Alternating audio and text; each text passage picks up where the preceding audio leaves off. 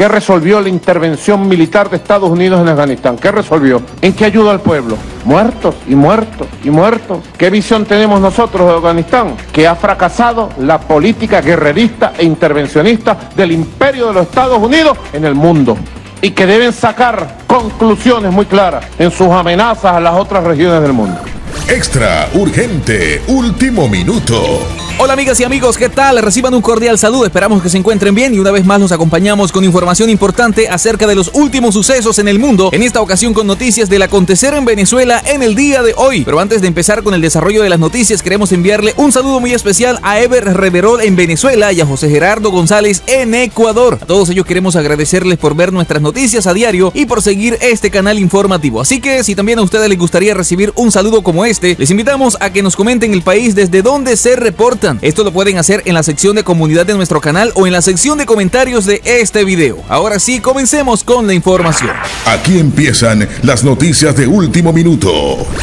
Y muchísima atención porque aviones de Nicolás Maduro habrían volado hacia Afganistán. Así como lo acaban de escuchar, una investigación ya está en curso para ver si Nicolás Maduro estaría vinculado con todo esto que está pasando en ese país. De ser así, el Comando Sur de los Estados Unidos, que a pesar de haber dicho que prefiere una solución diplomática, tendría que actuar porque los aviones de carga de Cumbiasa, la aerolínea del chavismo, volaba hacia Afganistán. Esta aerolínea había anunciado servicios de carga aérea con varios destinos, pero entre ellos está Afganistán. Ahora hay muchas dudas de que se pudo haber enviado algo a ese país y por qué lo hicieron justo antes de que se iniciara la ofensiva talibán. Quizás Rusia habría estado usando estos aviones de Nicolás Maduro para otros propósitos. Maduro pudo estar ayudando a los talibanes. Recordemos que el dictador venezolano brinda apoyo a toda aquella persona o país que sea enemigo de los Estados Unidos. Así que no se sabe si habría enviado algo o simplemente prestó los aviones para poder desplegar en diferentes lugares a varios líderes talibanes. La investigación dice que podría haberse dado a través de Rusia esta ayuda. El gobierno de Rusia, por su parte, ya está en conversaciones con las nuevas autoridades de Afganistán. El gobierno de los Estados Unidos ya había sancionado antes a la aerolínea casualmente por ese tipo de cosas. Había sido usada en ocasiones anteriormente para mandar y enviar a funcionarios del chavismo a otros países. Estados Unidos ya lo dijo, que la mayoría de las armas que tenían y que les habían dado las autoridades en Afganistán ya han quedado en manos enemigas. Pero, ¿cómo se repartieron esas armas? ¿Acaso tuvo algo que ver los aviones de Nicolás Maduro? Eso es algo que se está investigando en este momento. Nicolás Maduro enfrenta más problemas internacionales cuando ha iniciado un supuesto diálogo en México para buscar su posible salida, algo a lo cual él se resiste. El régimen ilegítimo de Nicolás Maduro depende de Cumbiasa para trasladar a funcionarios corruptos del régimen en todo el mundo y también habría utilizado esa aerolínea estatal venezolana para apoyar estos actos terroristas en Afganistán. Estados Unidos ya había dado un paso para poner fin a este tipo de abuso por parte del dictador venezolano contra los activos estatales, en este caso la aerolínea Cumbiasa. Las relaciones que tiene la dictadura venezolana con aliados internacionales es una de las preocupaciones que existen en el escenario mundial, no solamente por el vínculo con Irán. Ahora son amigos de los talibanes, los que a su vez por cuestiones geopolíticas están vinculados con Rusia, y sabemos muy bien que Rusia de todos modos tiene que usar sus cartas. Rusia puede tratar de parecer muy ecuánime, muy justo, pero ellos, el gobierno de Rusia, es uno de los países que han dicho que lo de Venezuela debe resolverse entre los venezolanos. Rusia tiene también un puesto en la mesa de diálogo en México, pero ellos son de esos que tiran la piedra y esconden la mano porque continúan manipulando las elecciones en los países para conquistar a Occidente. Mientras tanto, el dictador venezolano Nicolás Maduro se aprovecha de esta tregua que hay por lo de los diálogos en México y comienza a actuar de manera equívoca. Por ejemplo, ya se sabe que se activaron todos estos vuelos de Caracas a Kabul y al parecer todo era porque sabía que todo eso sucedería en ese país y ahora van a tener esa vía aérea para poder intercambiar con Afganistán. Pero amigas y amigos, ¿qué va a suceder si se dan cuenta que algunos talibanes se pasan para Venezuela? Por supuesto que Joe Biden, ahora que está siendo muy cuestionado por lo que sucedió en Afganistán, es muy probable que al confirmar la presencia de talibanes en Venezuela con la aquiescencia de Nicolás Maduro, lleve a cabo una intervención militar allí para redimirse un poco ante el mundo. Biden estaría, como dice el dicho, matando dos pájaros con un tiro, ya que estaría erradicando la amenaza talibán en Occidente y al mismo tiempo estaría derrocando la dictadura en el país caribeño. Venezuela se convertiría en un país democrático. Por ahora se cree que podría llevarse a cabo esa alianza talibán con Venezuela, con la Venezuela de Nicolás Maduro, y eso sería básicamente el final de ese régimen, porque como ya lo dijimos, el gobierno norteamericano no se lo permitiría.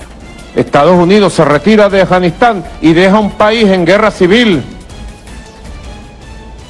20 años después, habían dicho que habían construido un ejército de 300.000 soldados con las mejores armas del mundo. Mentira. Hace 6 días la inteligencia de Estados Unidos dijo que para que los talibanes tomaran Kabul iban a pasar 90 días. Una de dos, o están bien desinformados de un país que tiene intervenido como Afganistán, bien desinformado, lo cual dice mucho de la decadencia del imperio estadounidense, o alguien dentro del aparato de inteligencia de Estados Unidos está conspirando para malponer y dañar a Joe Biden. Noticias de Venezuela, último minuto.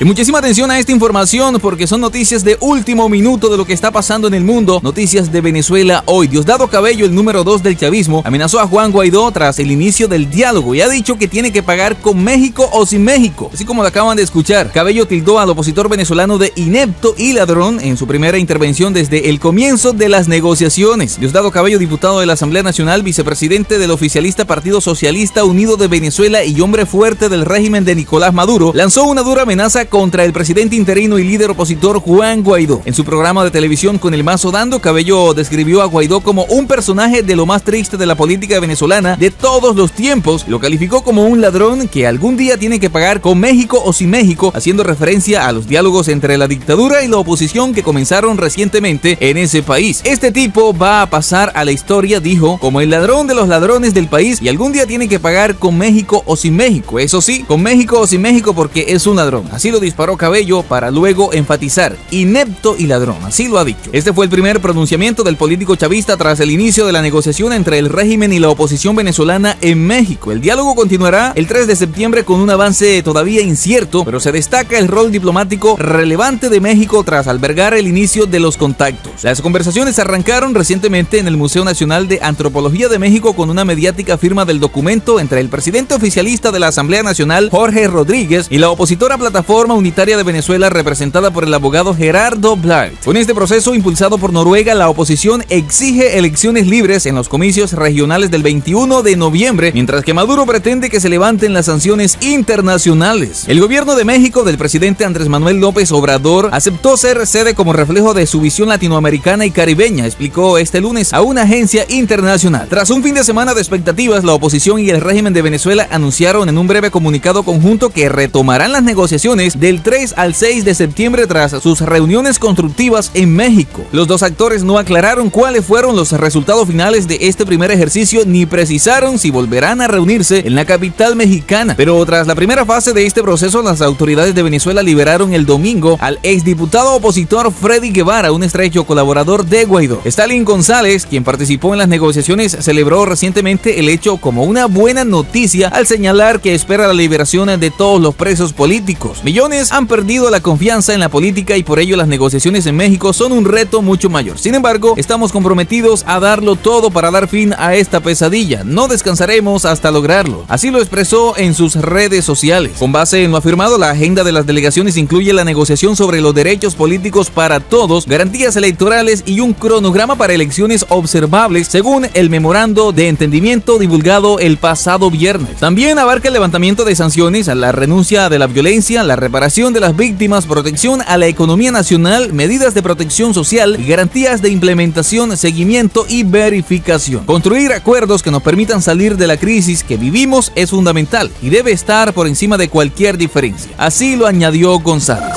Avanzamos con más información.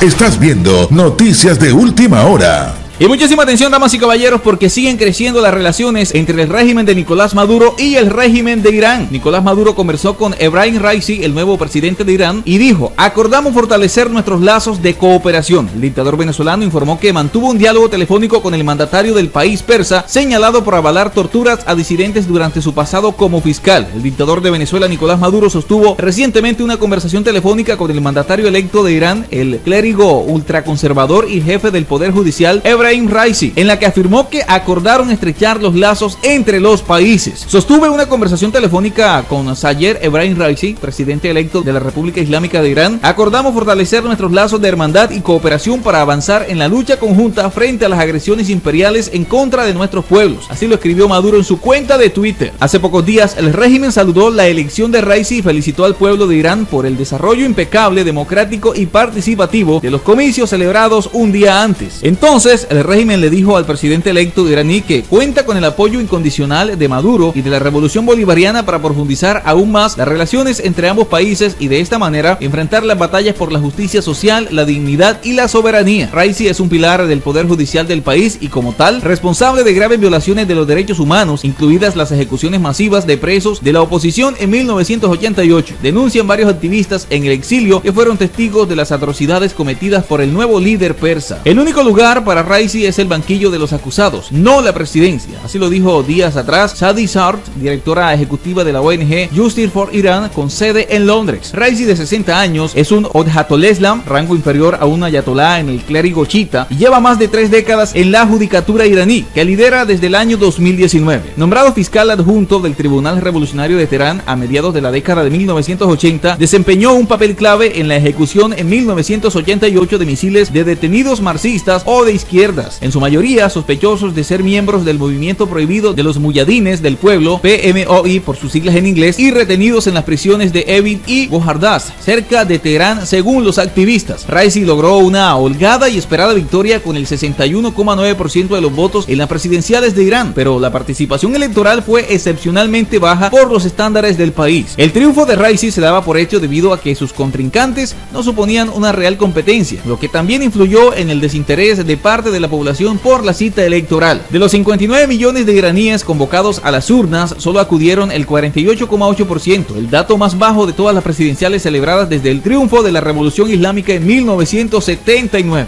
Irán es uno de los principales aliados del régimen de Maduro en el mundo y sus lazos se estrecharon aún más durante el 2020, cuando en Venezuela hubo una fuerte escasez de gasolina y el ejecutivo del país caribeño acudió a la nación persa para comprar combustible. Y bueno, amigas y amigos, hasta aquí les acompañamos con esta información, esperando que haya sido de mucha utilidad para todos ustedes, que se hayan informado, que es lo más importante. Si es así, no olviden apoyarnos con un like y compartiendo esta información. De igual manera, queremos invitarles a que si no se han suscrito a este canal, lo hagan en el día de hoy y activen la campanita de notificaciones. Muchísimas gracias por llegar hasta aquí y nos vemos en una próxima emisión de Noticias Internacionales.